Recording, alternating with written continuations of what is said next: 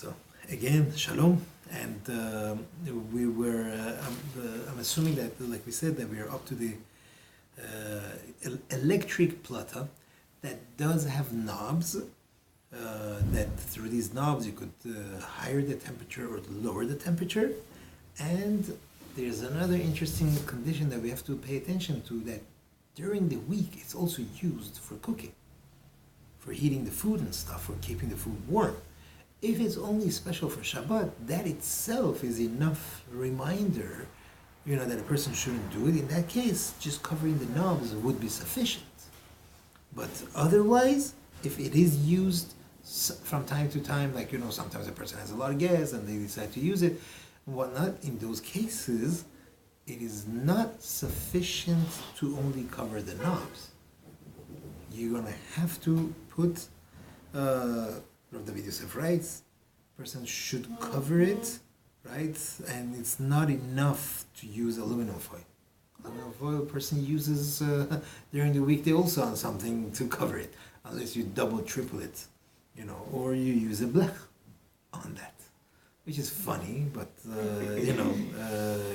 he holds that, in this case, a person should do that, right? Even though the esh, the fire, is covered. Over here, the heating elements are covered. It's inside the plata, and so he holds that a person should cover it, should go ahead and make that kisui, make that cover, and it's not enough. To cover the knobs. Definitely it would be advisable to cover the knobs. That's for sure.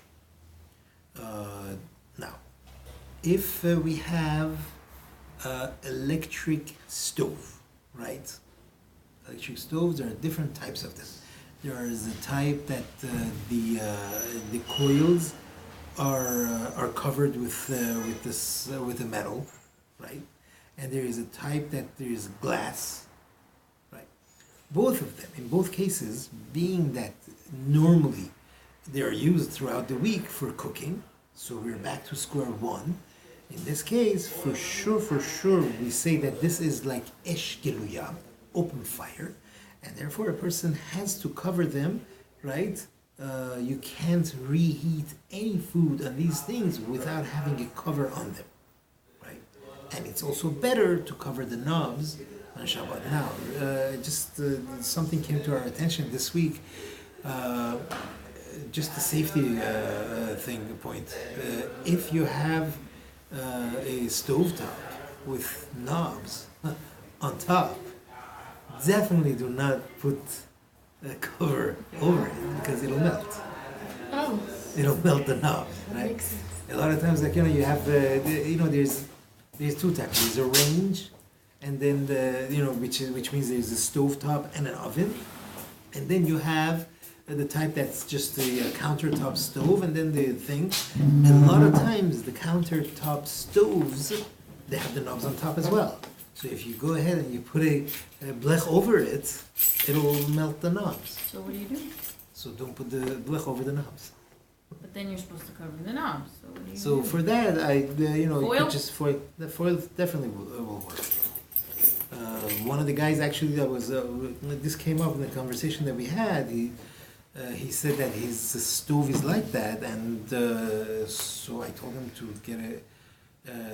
There's places that they could make these the black for you. That's where we got it from. I went to Washington Boulevard, and they have these steel places, like nice, thick, good steel, and they galvanized it, and Baruch Hashem, they cut it to the. You came with me, and we they made it just the way you like it. So I told him, ask him to measure it and to cut that area with the knob, because the knob is like in the front, and then they have the things there, so it wouldn't be practical. So you could ask them to cut the area of the knob, and then you just put it in, and the knob you put a aluminum foil.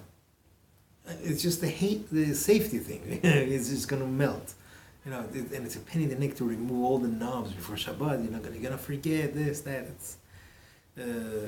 It'll melt. It will melt.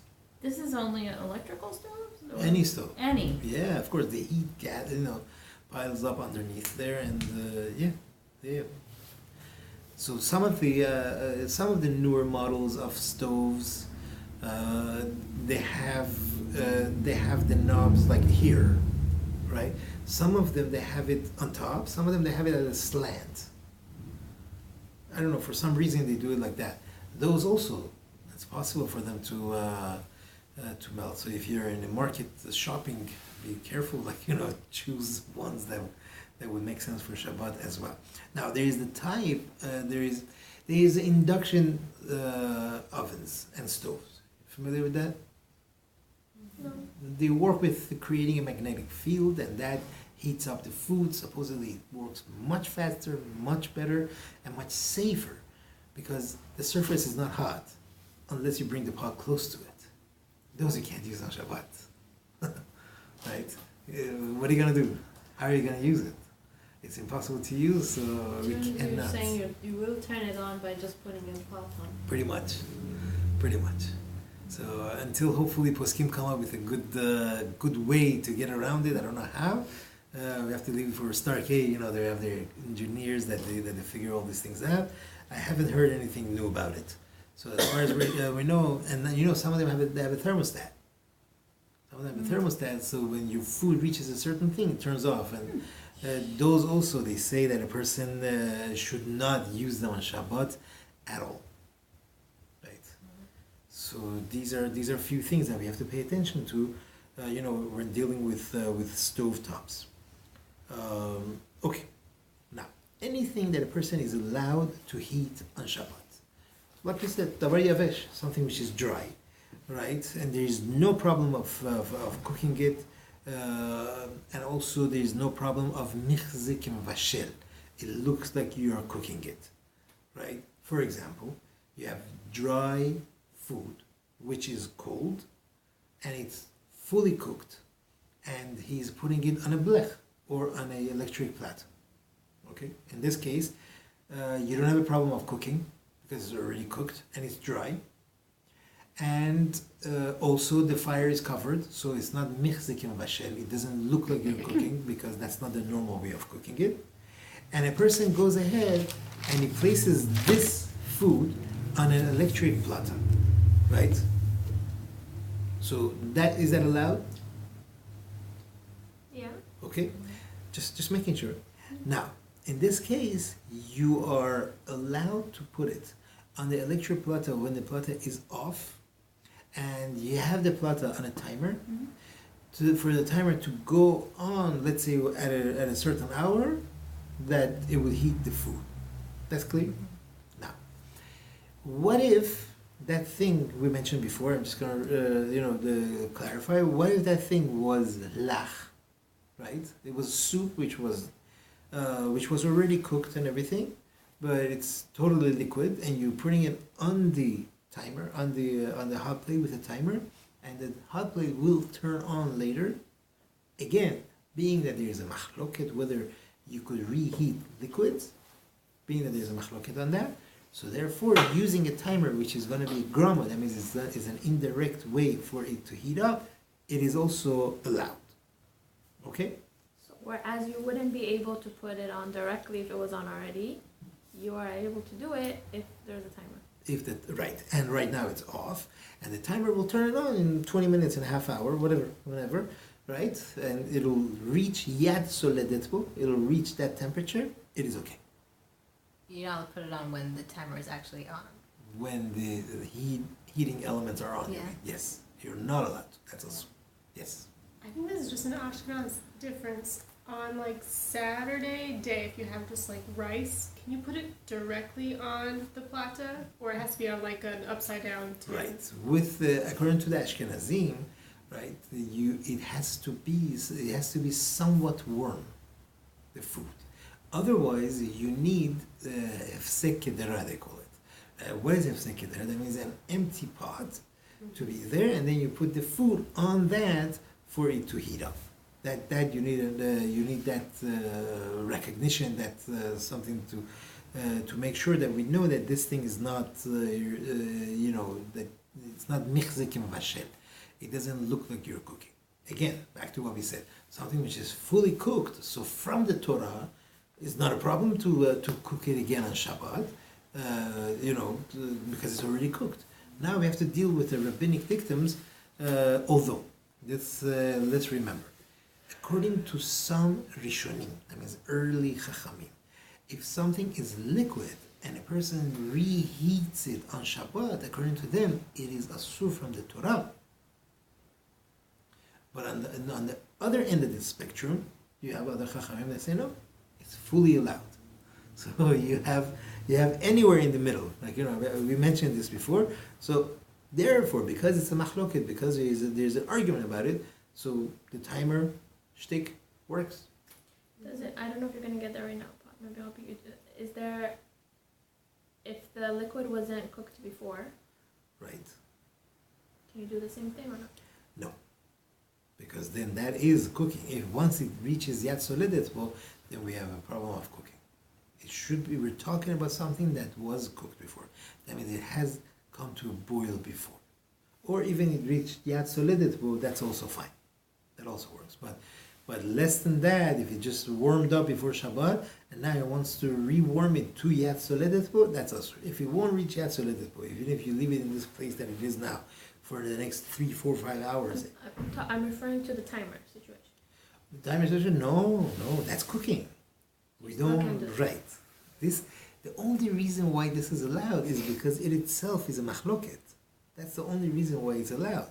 Because reheating a liquid which was already cooked is a machloket. Some say you are allowed to do it. And some say no. So what we Sephardim go with the opinion that no, you can't do it. So that's why in this case of the timer we could do it. That's where the allowance comes in. Yes. So do you need the second cover for Shabbat day? Like if you're putting No, rice? no. You don't As need long as you have a blech, right? Or like a plot. Or the electric platter, Yeah. either one of the two, either the electric platter or the blech you have it, you could take the rice out of the fridge and put it right on it. Or Okay. chicken out of the fridge and put it right on it for it to even heat to yad soledet. Because it's fully cooked, remember? It's fully cooked and the fire is covered. These two conditions are met, we could do that. Not so for liquid. Okay? Let's make sure it's very clear. Now, I think we're done a little bit with this. Let's move to Keli Sheni. Okay? Keli Sheni. What is Keli Sheni?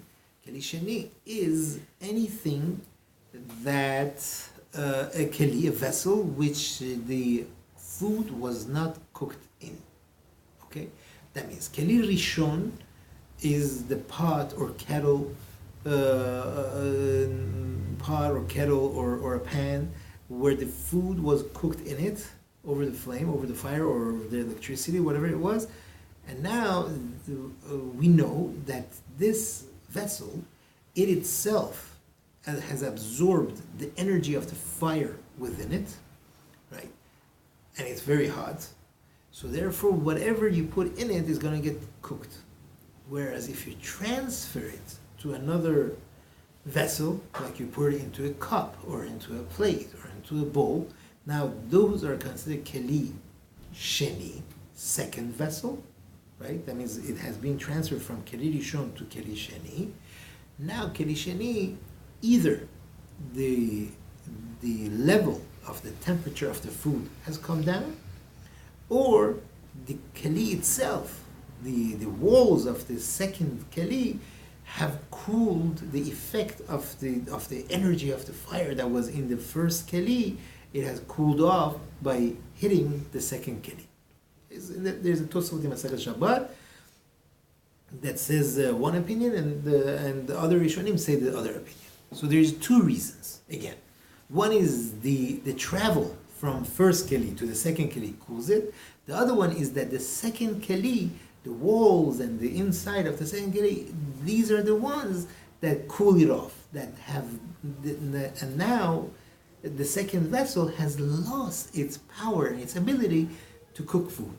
So much so that the Gemara says, "Kel ein bishul bekeli sheni." Keli sheni does not cook. Right? The Chachamim gave us a cut and dry rule that it doesn't. However, Gemara also says that there are some things that could get cooked. One of the Chachamim writes, I tried, I boiled water, and I poured it into a cup. And then I took an egg, which was not cooked, and I put it there. And I left it there. And he says, I opened it up and I see the yolk was hardened. The outside was not very much hardened, but this is considered betza megulgelet. That means pretty much cooked egg. And this is bishul on Shabbat. So that's why he says that that this is considered cooking, and a person should not do it. Even though we have a dictum, Chachamim tell us keli sheni eino mevashel. Keli sheni does not cook, but here we go. So an egg is considered kalei bishul. It does get cooked easy. I'm wondering. I would like to experiment pouring that water. Like you'd say you bring a cup of water to a boil. You pour it into a cup, and then transfer it to a third cup. It's still very hot. You put an egg in it, leave it there. What's going to happen? I haven't tried it. We see that That's a keli shelishi, and no one mentioned. So a lot of poskim do say that even keli shelishi, if it's still yet soledet bo, you shouldn't put an egg in it. Rav Ovadia writes in Chazon Ovadia that keli sheni for sure, he says not to do it. If it's still that hot, an egg, they shouldn't do it. Now, let's go back a little bit. So something that was not cooked at all before Shabbat, right? Am I allowed to take this and put it in a keri rishon? No. No. What if you remove the keri rishon from the fire, you put it on the counter, and then you take this piece of chicken and you put it in this pot? No. No. Thank you. Because keri rishon, as long as it's still up to yat soledet bo, that means from boiling to yat soledet bo, will still cook. Because we said it has the energy of the power, it has the heat, so therefore this is cooking from the Torah. It's not a rabbinic thing. This is cooking from the Torah because this is esh, right? Because there's that fire in it, so therefore it's totally asur. Now, what if you take this chicken and you put it in something which has been transferred from the pot, food choresh, or just boiling water that was transferred from the keri rishon into keri sheni, and now you want to place that piece of chicken in this choresh, in this boiling water. Can we do that? Yes. The answer is, The like the chicken is Gemara not says, cooked. keri sheni does not cook. Right? Even if this water, which is in the keli sheni, is yat soledet bo, it's very hot. It's still, we're saying that even though it might seem to you that it's cooking and everything, it's not. Okay? This is not considered cooking, and therefore one is allowed to do that. So far, so good? Okay.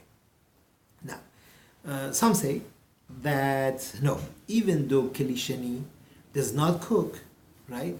We should be machmir, and not to put some, if it's very hot, do not put something which was not cooked before into this keli sheni. Again, there are some opinions of Rishonim that say, wait a minute, you just transferred this from keli rishon to keli sheni, and we're saying that keli sheni does not cook, but being that it's very hot, and you take this piece of chicken and you put it in this keli sheni, don't do it. Why? Because it looks like you're cooking it. Ashkenazi. It doesn't look like you're cooking it. It's completely off the stove. It's completely off the stove, but being that you see steam coming out of this, this pot, and you're taking something which is not cooking, you're putting it in there, it's mechzikim vashem. You're right. It's not actual cooking. It's not the normal way of cooking, but being that there is somewhere like that, these are of the opinion that one should not do it, and some Ashkenazi poskim, they go with that. They go with that opinion, and they say that true, second keli sheni does not cook, but being that it looks like it's cooking, right, then a person should not do it. The Gemara says, what the Gemara is talking about, that a person could put things in keli sheni, that's talking about tevalin. Tevalin means spices, right? Spices that give taste to the food. For that, Chachamim made an allowance that if you're in keli sheni, that means once you have already poured the food from the pot onto the bowl, into the serving dish, you want to put spices there, that person is allowed to do. Right? Wait, can't that do that with the kli rishon? No. You cannot put any spices into Keli Rishon. Unless they're cooked spices. Like what? Even cooked spices. Really? Even off the fire? Even off the fire. So let's say you decide that your chorish doesn't have enough salt. Salt is different. Salt is not a spice. Salt is cooked and everything. Salt is allowed.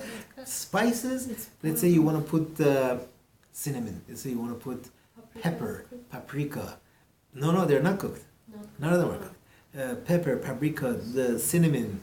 What else? Anything besides Pepper. salt? Ginger, pepper, right? White pepper, black pepper. All of these guys. Really? Yeah. You have to have transferred it to kitchen unless your pot is not yasoredetu anymore. Right? This is not asur this is not asur mid oraita, it's asur mid rabbanan because it's michze kemvasher, it looks like you're cooking. Right? So any spice except for salt. Right. Well, salt, I don't know if you could call this spice. Wait, can you add it if it isn't yatzoled? If it's not yasoredetu, if it's below yasoredetu, yes, for sure. Oh, okay. Because then it loses its Keli Rishon status. Ah. Right? Now, So what are us Sephardim. what are we Us Sephardim. decide?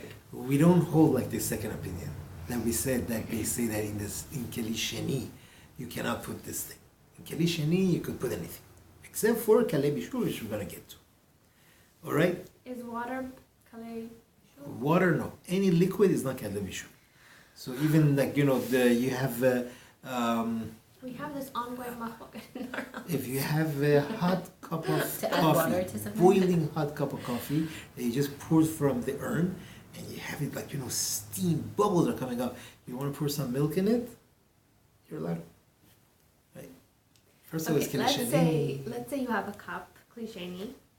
Okay, let's just say that you're putting hot water in the klisheni and then you're pouring the water out into klishlishi, let's just say. Okay. Okay? Klisheni into klishlishi. So you have drops of water left in the cup. Right. So you have to dry those drops. I remember said it. last year you I said know, but it's an ongoing No. machloket in my no. house. Well, then have your husband talk to you. I'm like, it doesn't even, it's not even. Look. Let's go back. But he learns Halachot Shabbat, so there's something there. Let's not create a That's why machmir. he's learning it. If a person wants to be machmir, that could be machmir. Why not? You want to be machmir, it's Shabbat. You want to be machmir for sure. You want to dry the inside to make sure that, according to all opinions, you're good. Fine. Chazak baruch. Let's first learn the halacha. The halacha is that this is an extremely insignificant droplet, and number one. Number two, it's cooked. Right? This is cooked water already. So therefore, according to anything klisheni, so there's nothing to worry with this.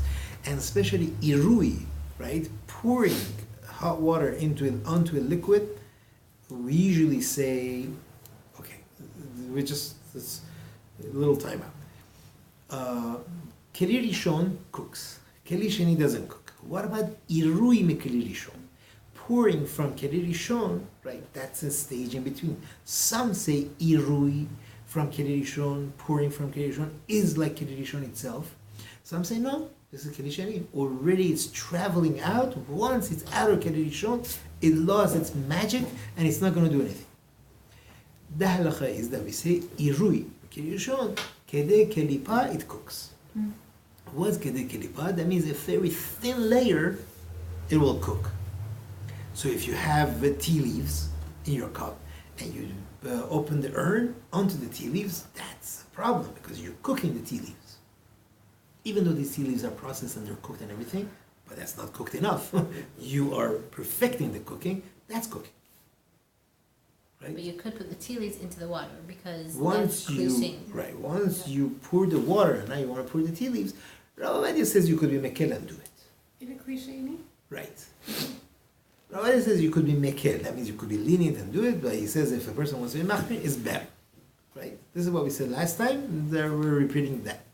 Last time, I mean last Gilgul, the last reincarnation. Right? So that's what we said. So meaning, halachically, one is allowed to. Once it's in Keli Sheni, you want to put the tea leaves in it. Tea leaves, not tea bags. Tea bag is different. Okay? Tea leaves, you want to put them in it. Now, what if you have a tea bag and you want to pour hot water onto it? directly from the urn. Sorry, Good. repeat the question. Good trivia If you question. wanna- You You have a said, tea bag in a cup, and you want to open the urn right onto the tea bag. you said you can't unless the tea bag's already been used, something like that. The tea bag, what are you afraid of? That it's going to get cooked? What's going to get cooked? The kilipa. What's the kilipa? The bag. Bag.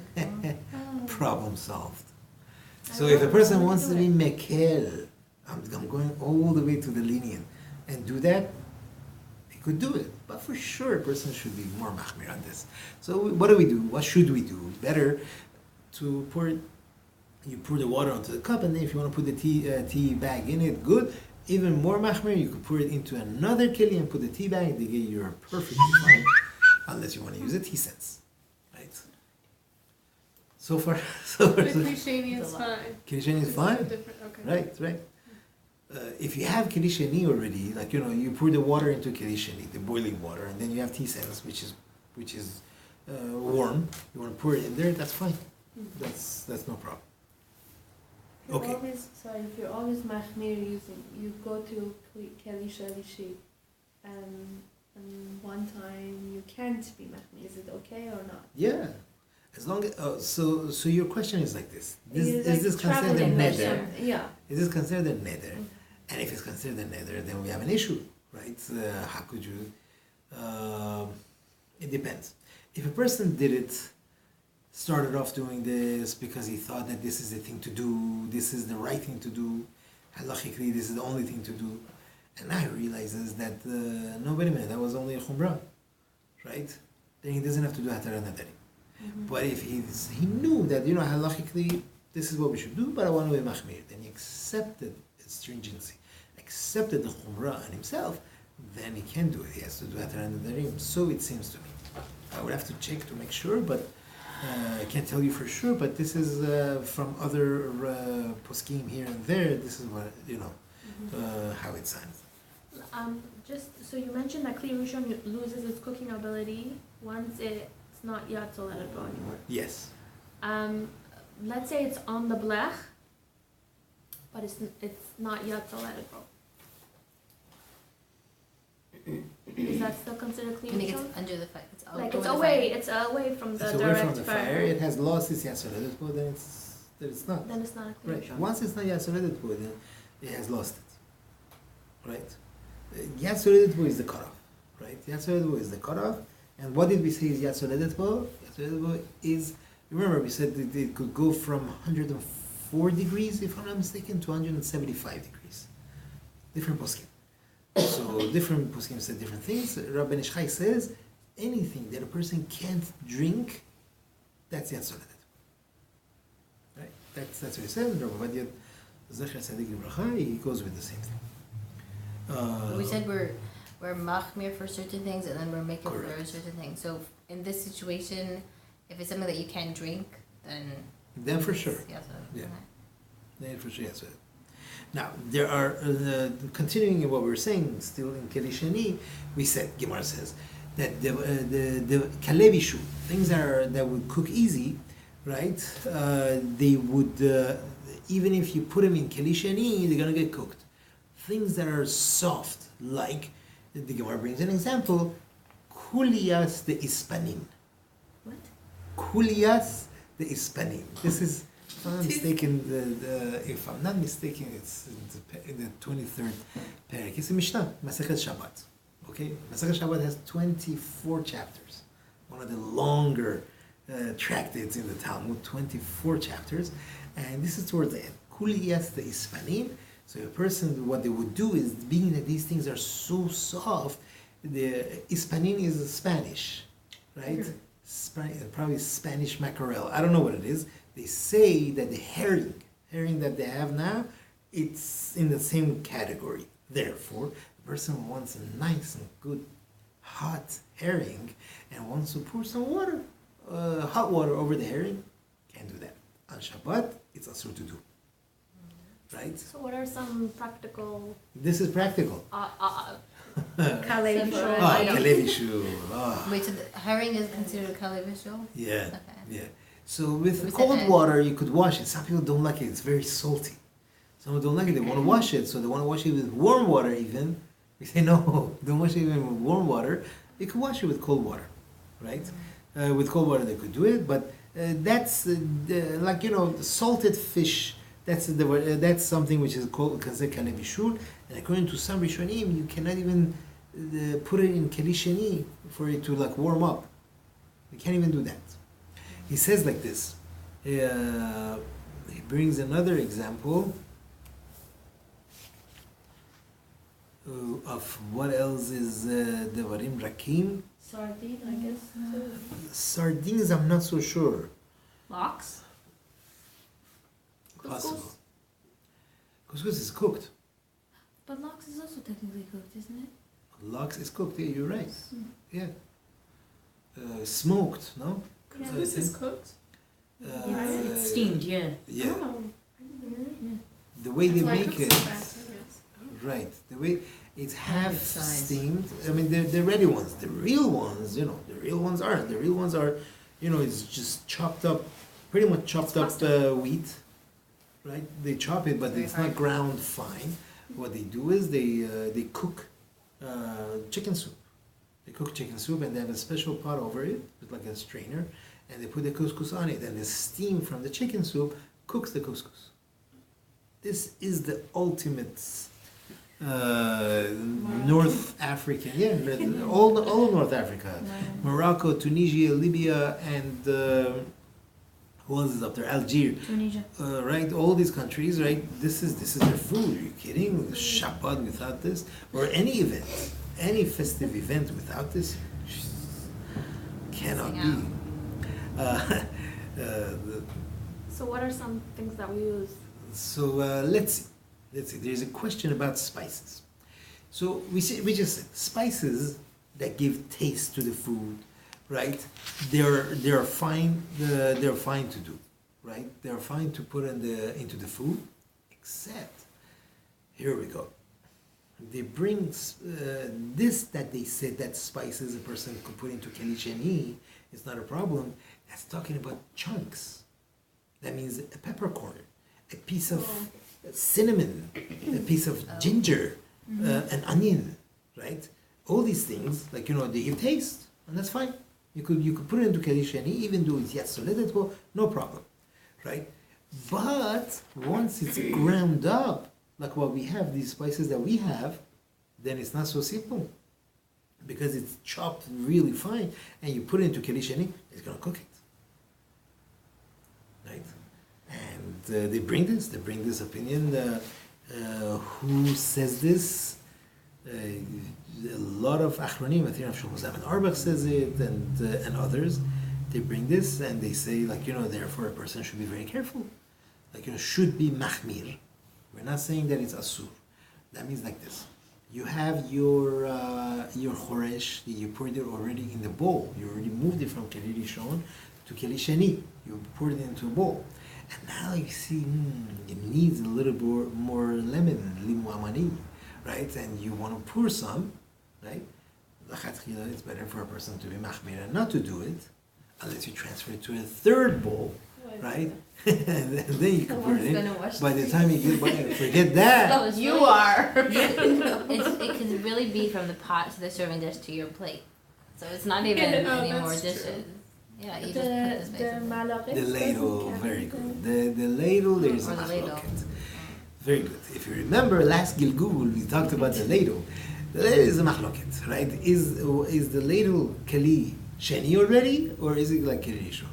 So we said, if you leave the ladle in the pot long enough, then now it's hot, so it becomes like keli rishon, right? But if you're just scooping it out, then this could be a transfer of more getting rid of the heat, and then it'll definitely become easier to do.